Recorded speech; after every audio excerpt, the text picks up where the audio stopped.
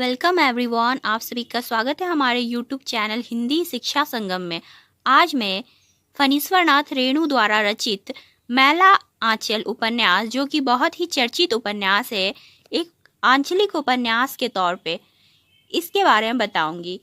यह उपन्यास हमारे नेट के सिलेबस में है, इसलिए यह उपन्यास आप लोगों के लिए बहुत ही महत्वपूर्ण हो जाती है और आप लोगों को ध्यान से जानने की आवश्यकता है मैला आंचल के ऊपर। तो चलिए मित्रों, वीडियो की शुरुआत करते हैं।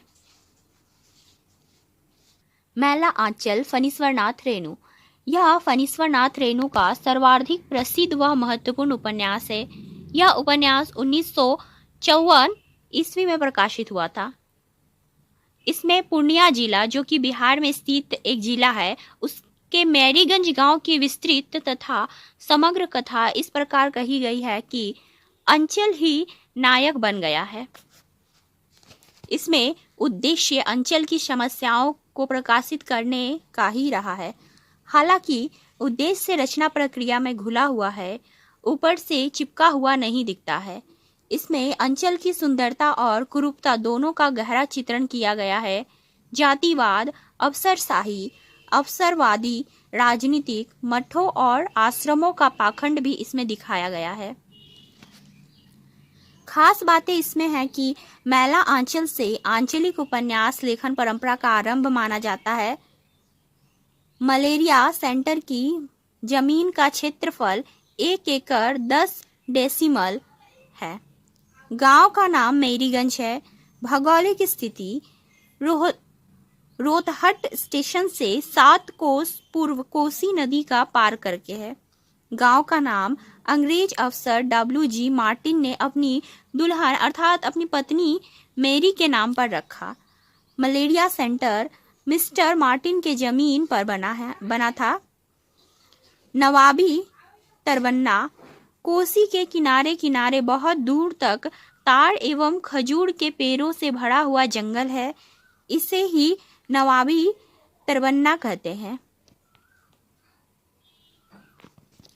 गांव की प्रमुख पैदावार है धान, पाट, खेसारी। गांव में अलग अलग जातियों के लोग अलग अलग टोली बनाकर रहते हैं।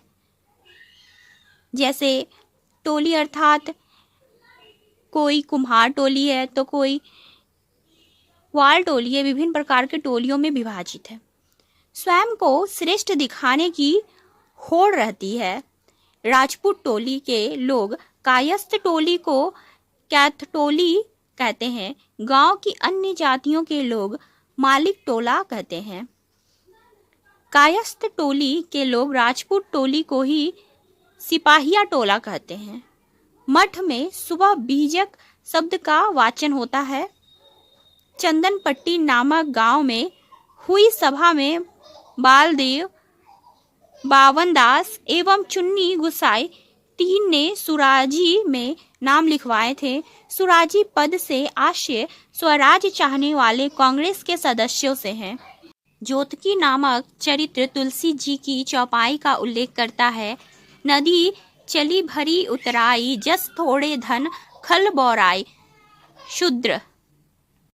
उपन्यास 2 खंडों में विभाजित किया गया है, जिसमें प्रथम खंड को 44 परिच्छेदों में और दूसरे खंड को 23 परिच्छेदों में बांटा गया है।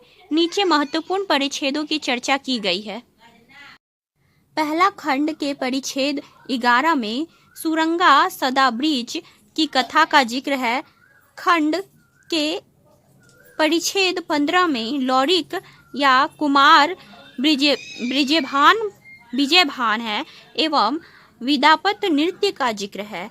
विद्यापति नृत्य में बीच में विद्यापति का गीत अरे अपजस होइत जगत भरी हो गाया जाता है।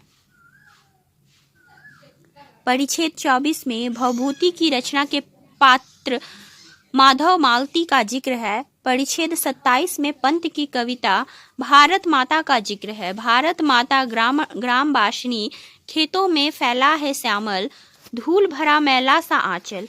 परिच्छेद 36 में हंस कुमार तिवारी की कविता का जिक्र है। दुनिया फूस बटोर चुकी है, मैं 2 चिंगारी दे दूंगा। परिच्छेद 37 में वर्षा के देवता माने जाने वाले इंद्र को रिझाने के लिए महिलाओं द्वारा जाट जाटिन खेल खेला जाता है। यह खेल पुरुष नहीं खेल सकते हैं। परिच्छेद 39 में संथाल टोली और अन्य में हुए हिंसक संघर्षों में संथाल तीर से तो अन्य भाला और गुलेल से लड़ते हैं। इसी संघर्ष में तहसीलदार हरगौरी सिंह मारा जाता है। बल्ली महतो हारमोनियम बजाता है। स्वराज मिलने के उत्सव में निम्न में कार्यक्रम तय होता है। बलवाही, विदेशिया, कमला एवं ममदिया की नौटंकी कंपनी, धमदाहा शंकरपुर का विद्यापत, बसगढ़ा की बलवाही, औराही हिंगना की भटियाली भक्ते। दूसरे खंड के परिच्छेद 18 में गांधी जी की हत्या का जिक्र है। परिच्छेद 20 में नागर नदी के भारत पाकिस्तान वर्तमान में बांग्लादेश के बीच सीमा रेखा होने का जिक्र है। कमली और डॉक्टर प्रशांत के पुत्र का नाम ममता कुमार नीलोत्पल, जिसको नीलू प्यार से बोलते हैं, रखती है। पात्र, इसमें प्रमुख पात्र कौन कौन है उसके बारे में जानेंगे। तो डॉक्टर प्रशांत है उपन्यास का केंद्रीय पात्र। असल माता पिता अज्ञात हैं इनके। उपाध्याय परिवार को एक हांडी के भीतर कोसी नदी में तैरती हुए मिला था। स्नेहमय नाम की बंगाली डॉक्टरनी पालन पोषण करती है। बनारस हिंदू विश्वविद्यालय से LSC पास करने के बाद पटना मेडिकल कॉलेज में दाखिला लिया। विदेश जाने की स्कॉलरशिप ठुकराकर पूर्णिया के पूर्वी अंचल में मलेरिया एवं काला आजर पर शोध करता है। कमली का प्रेमी है। कमली को प्रेम से राजकमल कहता है। विश्वनाथ प्रसाद कायस्थ टोली का मुखिया है। राजा पारबंगा का मीनापुर सर्किल का तहसीलदार है। 1000 बीघा जमीन का काश्तकार है। बाद में तहसीलदारी से इस्तीफा देकर कांग्रेस में शामिल हो जाता है। बालदेव है कांग्रेस का कार्यकर्ता है। सुराजी स्वराज का समर्थक है। चंदन पट्टी नामक गांव का रहने वाला है। 2 साल जेल में रहा है। खादी पहनता है और मिलने पर जय हिंद का उच्चारण करता है। बावन दास से कांग्रेस का कार्यकर्ता है। स्वराजी है, बोने कद का व्यक्ति है, घोर नैतिकतावादी। एक बार चंदे के पैसे से जलेबियां खा लेने के बाद 2 दिन तक उपवास करके प्रायश्चित किया था। कपड़े, चीनी एवं सीमेंट को अवैध रूप से पाकिस्तान ले जाने का विरोध करते हुए इन सामानों से लदी बैलगाड़ियों के नीचे कुचलकर मर जाता है। कालीचरण है, सोशलिस्ट पार्टी का कार्यकर्ता है, युवा वर्ग का प्रतिनिधि, साहसी, शोषण का विरोध करने वाला। डकैती के झूठे आरोप में जेल में बंद कर दिया जाता है, लेकिन वहां से फरार हो जाता है। कमली है, तहसीलदार विश्वनाथ प्रसाद की पुत्री और प्रशांत की प्रेमिका। रोज शिव पूजन करती है। किसी अज्ञात बीमारी से ग्रस्त है, जिसका इलाज कराने में ही डॉक्टर से परिचित होती है। लक्ष्मी है, मठ में दासी। मठ के महंत द्वारा शारीरिक और मानसिक रूप से शोषण के बाद बलदेव के साथ रहने लगती है।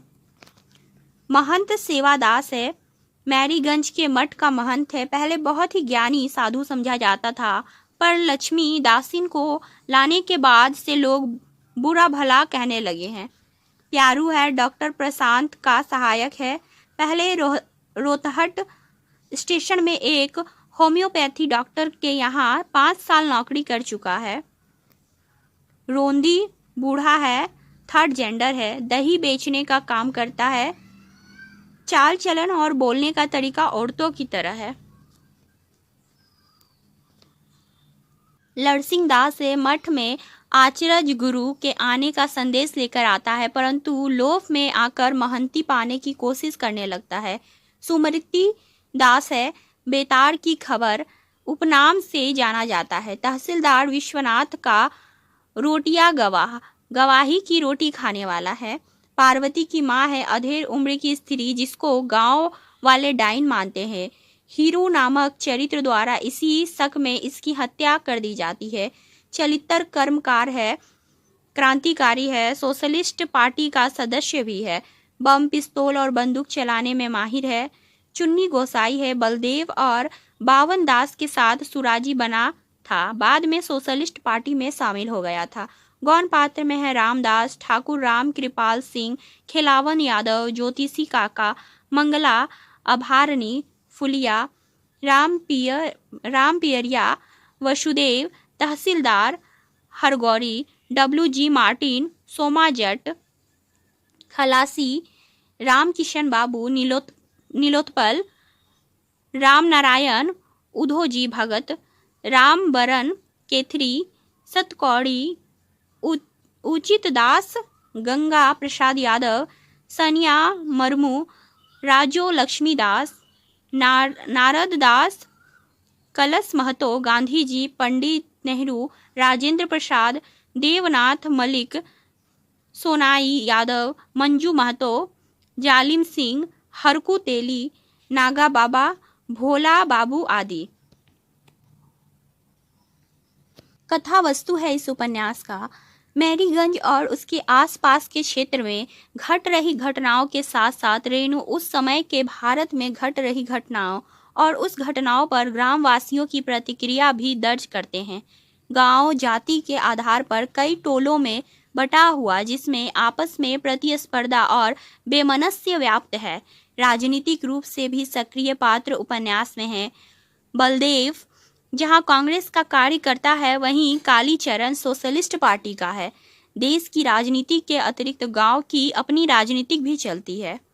अंग्रेज अफसर मार्टिन ने अपनी पत्नी मैरी के नाम पर इस गांव का नाम मैरीगंज कर दिया था, लेकिन यहां आते ही उसकी पत्नी की मलेरिया से मौत हो गई। मार्टिन की दी हुई जमीन पर मलेरिया और काला अजहर के निदान हेतु रिसर्च सेंटर बनता है और उसमें डॉक्टर के रूप में आते हैं डॉक्टर प्रशांत। रिसर्च करते हुए प्रशांत का संपर्क तहसीलदार विश्वनाथ प्रसाद की बेटी कमली से होता है और दोनों को एक दूसरे से प्रेम हो जाता है। गांव में एक कबीरपंथी मठ भी है, जिसका मुख्य महंत सेवादास है।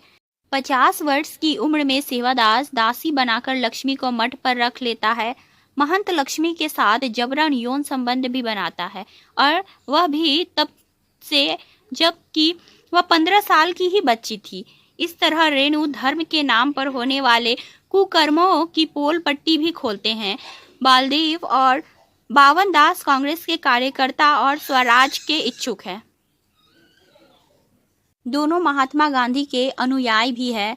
गांधी तत्कालीन समय में देश में होने वाली घटनाओं से सक्रिय रूप से उपस्थित है। उपन्यास में गांधी का जिक्र बार बार किया गया है। गांधी हत्या का जिक्र भी उपन्यास में है। रेडियो में हत्या की खबर सुनकर कमली सबको बताती है और यह सुनकर सभी पात्रों की रुलाई फूट पड़ती है। गांधीवाद से प्रभावित बावन दास स्वतंत्रता के पश्चात चोरी छिपे सीमेंट और चीनी से लदे पाकिस्तान जाती हुई बैलगाड़ियों के सामने लेटकर प्राण उत्सर्ग कर देता है, अर्थात प्राण त्याग देता है। उपन्यास में यह भी दिखाया गया है कि किस तरह आज़ादी से पहले अनैतिक और अवैध काम करने वाले आज़ादी के बाद नेता का छद्म रूप धरकर बड़े बड़े पदों पर बैठ जाते हैं। इस तरह यह संपूर्ण उपन्यास छोटी छोटी घटनाओं से मिलकर बना हुआ है।